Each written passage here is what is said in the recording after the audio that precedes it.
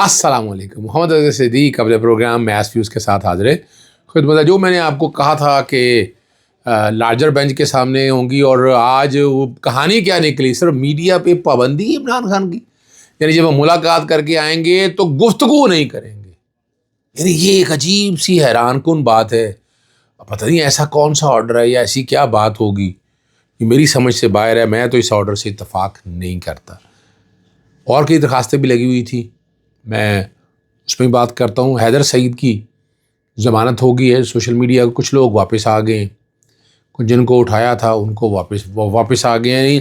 یعنی crack down چل رہا ہے، اور ہو سکتا ہے کہ کسی جگہ کچھ لوگوں کا سافٹ ویئر اپڈیٹ کی باتیں بھی ہو رہی ہیں. وہ کیا ہو رہا ہے؟ سب سے پہلے بات جو ہے نا، وہ لارجر بینچ کے کیس کے سامنے جہاں چیف جسٹس سرفراز ڈوگر صاحب کے پاس کیس کی سماعت ہوئی، وہ ڈھیر ساری درخواستیں لگی ہوئی تھیں.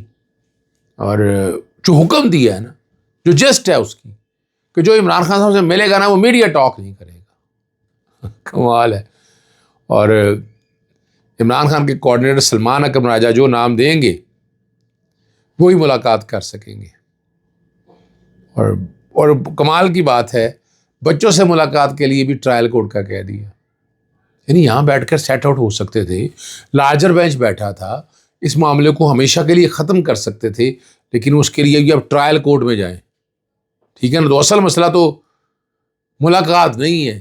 اصل مسئلہ ہے کہ جو عمران خان بات کرتا ہے وہ باہر کی بات ہے. اور اگر عمران خان کا پیغام عوام تک نہیں پہنچنے دیا جائے گا تو ملاقاتوں کا آدھا مقصد تو ویسے ہی مر جاتا ہے. دیکھیں نا جی بھائی، بات اس کو یوں سمجھے نا. اور کمال کی بات جو ہے وہ تقریباً اچھا، اس میں نے جو جوڈیشل ایکٹیویزم پینل سے 2 درخواستیں دائر کی. میں نے گزارش کی ہے وہاں ایسوسیٹ کو، میں تو تھا نہیں آج، میں لاہور ہائی کورٹ میں تھا. وہاں میں نے گزارش کی ہے کہ یہ جو سارے معاملہ ہے نا، یہ جتنا بھی معاملہ ہے، یہ والا میری درخواست علیحدہ کریں. میں تو پبلک انٹرسٹ کے اندر جیل ملاقاتوں کے کانٹیکس کے حوالے سے وہ ایک طرف اپنی جگہ بات ہے. جیل سہولیات کی بات ہو رہی ہے، عام قیدیوں کی سہولیات کے بارے میں بات ہو رہی ہے. یہ کوئی پٹیشن صرف عمران خان صاحب سے ملاقات کے لیے نہیں ہے. اس میں کمیشن بنانے کی میں نے باتیں کی. میں نے بین الاقوامی Pakistan prison act, prison rules, universal declaration of human right, ICCPR، national Mandela rules, بہت سی اور باتیں کہ جو سہولیات عمران خان صاحب کو ملنی چاہیے جیل کے حوالے سے، یہ ان کے کانٹیکس میں 2 درخواستیں. ایک عمران خان کے حوالے سے اسپیسیفک تھی، اور دوسری درخواست جو تھی وہ بنیادی طور کے اوپر ان ایشوز کے اوپر تھی کہ جہاں پر جو ہے نا یہ عام قیدیوں کے حوالے سے اور یہ باقی چیزوں کے کانٹیکس میں آنا ہے. الٹیمیٹلی یہاں ساری وکلا موجود تھے اور بات یہیں ختم ہو گئی. لیکن بات یہاں ختم نہیں ہوئی. اب دیکھنا یہ ہے کہ رائڈر کیا لگتا ہے. یعنی کیا آپ میڈیا آپ گفتگو سے روک سکتے ہیں؟ یعنی اور آپ اندازہ لگائیں کون سے قانون کے تحت سیاسی گفتگو کرنے کے حوالے سے جو ایک رول تھا، وہ رول کل عدم ہو چکا ہوا ہے. وہ لاہور ہائی کورٹ نے بھی بقایا، جیسے فاروق قادر صاحب نے بھی اس پہ آرڈر پاس کر دیا. آج لاہور ہائی کورٹ میں کچھ 2-3 اہم کیسز تھے. ایک تو مہنگائی کے بارے میں تھا معاملہ کہ مہنگائی جو ہے وہ کنٹرول نہیں، روزوں کے اندر قانون بھی بنا ہے لیکن مہنگائی کنٹرول ہی نہیں ہو رہی. فاقے کو میں نے جواب داخل کیا، صوبائی حکومت جو ہے وہ ابھی جواب داخل نہیں کیا ہے. عدالت نے کیس کی سماعت، رولز کے بارے میں عمل درآمد، چینی آپ کے سامنے قیمت کہاں سے کہاں جا چکی ہے اس کے حوالے سے بات تھی، جیسے شاہد کریم کا سامنے یہ سماعت تھی. مالٹون ثانیہ کے حوالے سے تھا کہ وہ جج صاحب اعجاز بھٹر صاحب تھے، بہت تیزی سے کیس کو جس طرح لے کر چل رہے تھے. تو وہ جسٹس امیر بھٹی صاحب کے دور میں جب چیف جسٹس سے درخواست ٹرانسفر کرنے کی درخواست دی تھی، وہ آج جسٹس علی صاحب کو لگی، وہ معاملہ انفرکچس ہو گیا کیونکہ ویسے ہی جج صاحب ٹرانسفر ہو گئے، وہ OST بن چکے تھے. ایک اور اہم معاملہ جو ہے، حکومت پنجاب کو بڑی جلدی پڑی ہوئی ہے کہ وہ جناب کسی طرح سے ڈیٹینشن آرڈر کا جو حکم امتناعی ہے وہ ختم ہو جائے. اور یہ آپ کو بتایا تھا میں نے، جسٹس امجد رفیق صاحب نے سن لیا. وہاں پارٹلی ہرڈ میٹر ہے وہ سارا.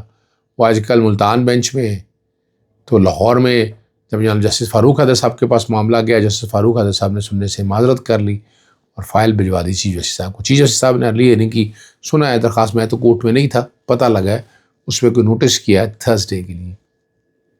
میں نے اس میں ایک خط لکھا ہے، اور وہ خط لکھا ہے کہ جناب ایف آئی آر او کی ڈیٹیلیں بتائیں، ڈیٹینشن آرڈر کتنے جاری کیے ہیں وہ تفصیلات بتائیں، اور ایک ایک چیز ہمارے سامنے لے کر آئیں.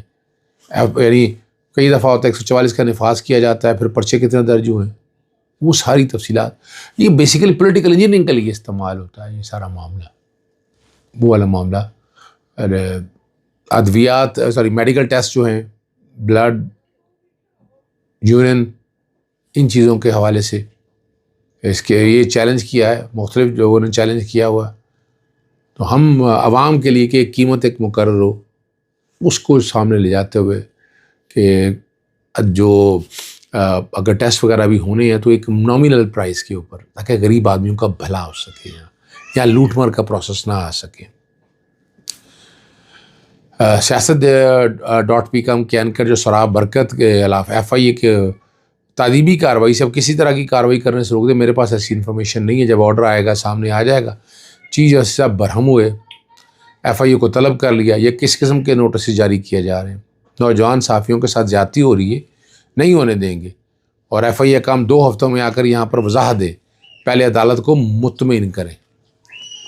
ایک اور بڑا زبردست کام تھا، وہ سینیٹر یاز چودھری کے پروڈکشن آرڈر جاری کرنے کی درخواست، وہ عید کے بعد تک ملتوی ہوگی.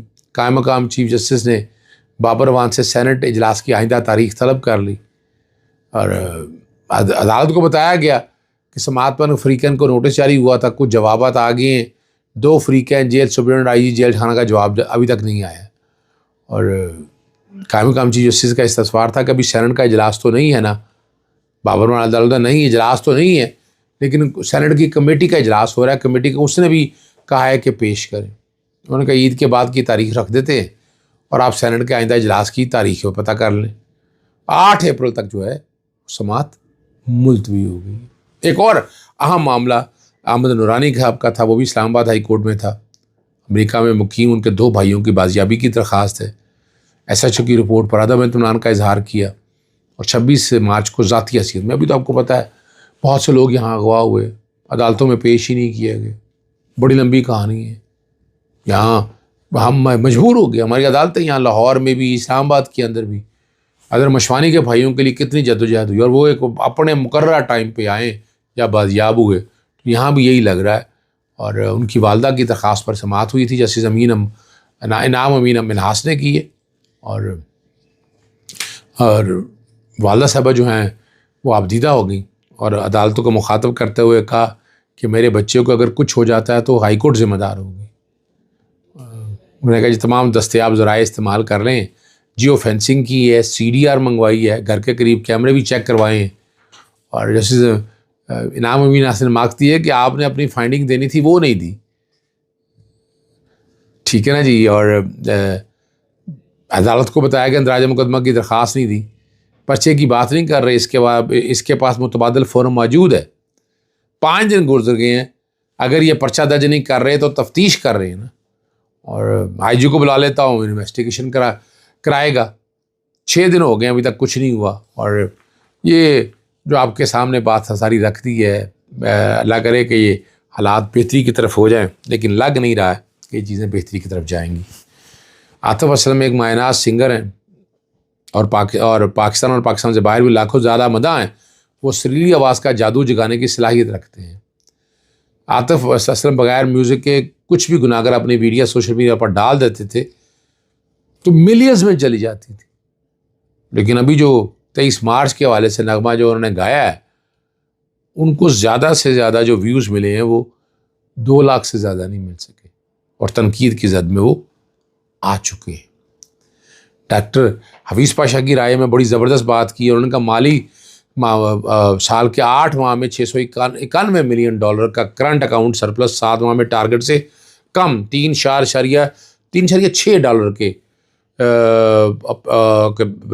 لارج سکیل مینوفیکچر میں 1.8% کمی ہے، یعنی کم ہوئی ہے لوگ. فروری میں بجلی کی پیداوار میں 2% کمی، جبکہ مالی سال کے 8 ماہ میں بجلی کی پیداوار میں 3% کی کمی آئی ہے۔ بلوچستان کے حوالے سے لوگ بات کرتے ہیں، چلے ایک سرسری سی بات میں بھی آپ کے سامنے رکھ دیتا ہوں۔ پہلا آپریشن 1948 میں ہوا، دوسرا 1958 میں ہوا، تیسرا 1962 میں ہوا، پھر 1973 سے لے کر 1977 تک حالات خراب رہے، پھر 2005 میں مشرف کے دور میں ہوا، نواب اکبر کا قتل ہوا اور بلوچستان کے حالات خراب ہو گئے۔ جس طریقے سے ہم نے 1947 سے لے کر اب بلوچستان کو ڈیل کیا ہے، یہ انتہائی تکلیف دہ بات ہے۔ اور جو مولانا فضل الرحمان کہتے ہیں کہ بلوچستان میں بلوچ اکثریت علاقہ اس اپوزیشن میں آ چکا ہے کہ پاکستان کا علیحدگی سے اعلان کر سکتے ہیں، یہ بڑی تکلیف دہ بات ہے۔ میری اس بات کو تنقید کا نشانہ بنایا جائے گا، لیکن حقیقت پسندی جو ہے، نزاکت کو سمجھنا ہوگا اور سارے رکھ کے یہاں اس کا ایک کنسنسس ایسا بنا کر اس میں مسئلے کو ہمیشہ کے لیے سیٹل ڈاؤن کرنا ہوگا۔ اجازت چاہتا ہوں۔